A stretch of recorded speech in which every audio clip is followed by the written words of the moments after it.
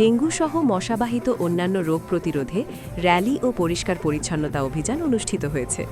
আজ 14 মার্চ সকাল 11:30টায় নাটোর জেলা প্রশাসকের কার্যালয় এর চত্বর থেকে র্যালিটি ও পরিষ্কার পরিচ্ছন্ন অভিযানটি শহরের বিভিন্ন সড়ক প্রদক্ষিণ করে পুনরায় নাটোর জেলা প্রশাসক কার্যালয়ের সামনে এসে শেষ হয়।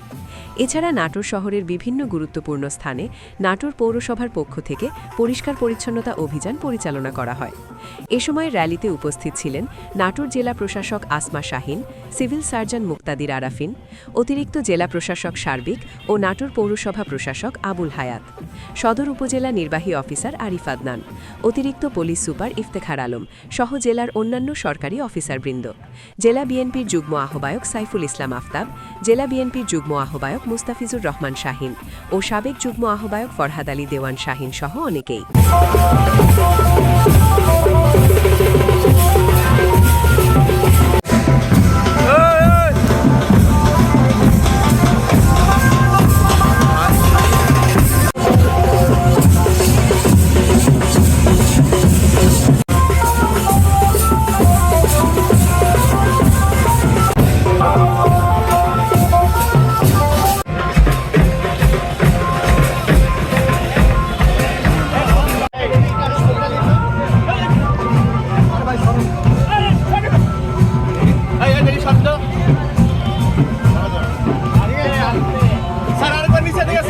বাবাই সরেন, বাবাই মাথা ওঠান, বাবাই বসেন,